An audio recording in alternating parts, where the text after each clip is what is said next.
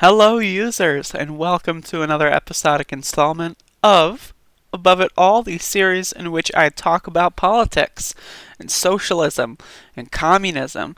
And the Democratic primary mostly has been occupying these videos because, it's the most important thing happening in America right now as far as politics go. Um, and so I just made my prediction video of what I think the first four contests are going to be.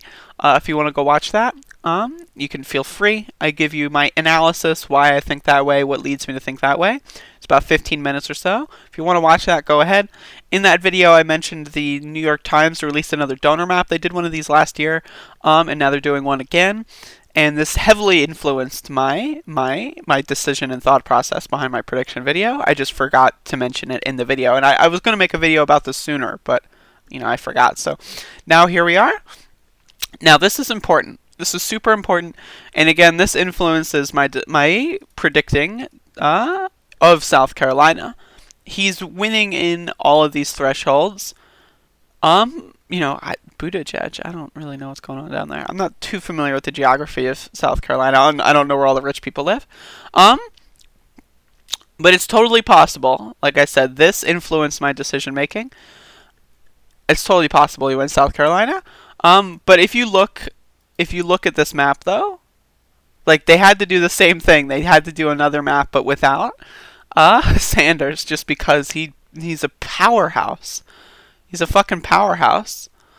Like, I think it's interesting to see where Yang pops up, like in California, the Silicon Valley, like the I'm a tech bro, I want some free money shit.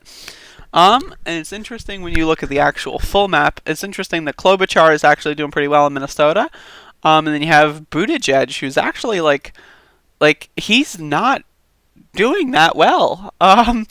In his home state, he's doing relatively well up here, but like almost everything up, it's like a creeping, Sanders, and then it's interesting. It's super interesting how this breaks down. And of course, you have Biden's state of Delaware, which is barely even a state. Look how fucking small it is. Yet they get 2 fucking senators. Can you believe that shit? They have no sales tax, by the way. Then you have like a bunch of like the Washington D.C. You can see all that crap, and even then, Sanders is doing really well. Like if you look more at the Washington area, like Sanders is at least in top 3 in most of these.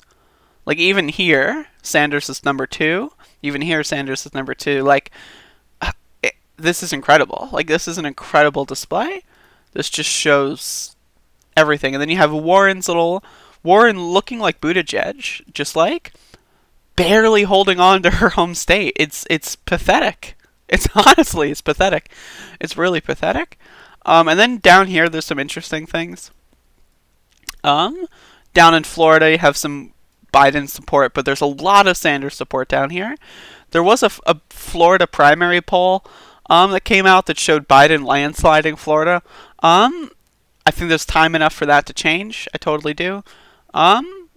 Florida, I believe, is a closed primary. I'm pretty sure. I don't know. I don't know. I haven't looked up Florida. I'm just guessing. But yeah, if you look at all of this, it's looking pretty clear. Especially when you look at Wisconsin, Michigan. That's a lot of density right there as far as donations. You know what I mean? Like this is incredible. And again, if you want to look at the non-Sanders map, you can see a little bit more spread out support for Warren. And there's a few Yang strongholds that are super interesting.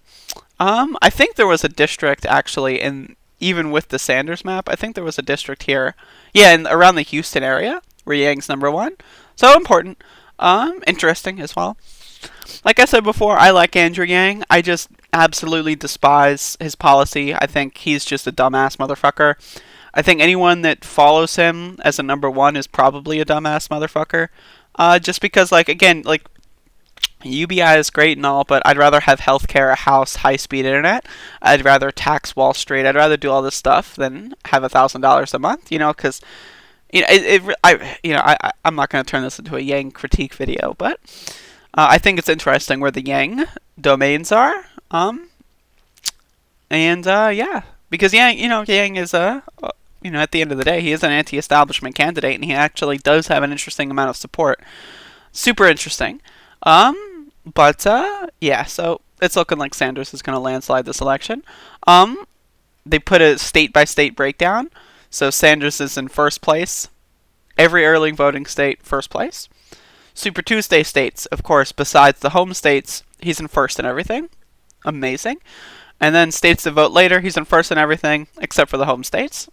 He's gonna win. Like, look at this chart. He's gonna fucking win. It's incredible. Like, just look at that. Just look at that. Like, oh, just look at that. Like, oh my god, I'm gonna cry. I feel like, oh, he's gonna fucking win. Just look at this, dude. He's gonna fucking win. Oh my god, it's beautiful. This makes me come. It does. Incredible.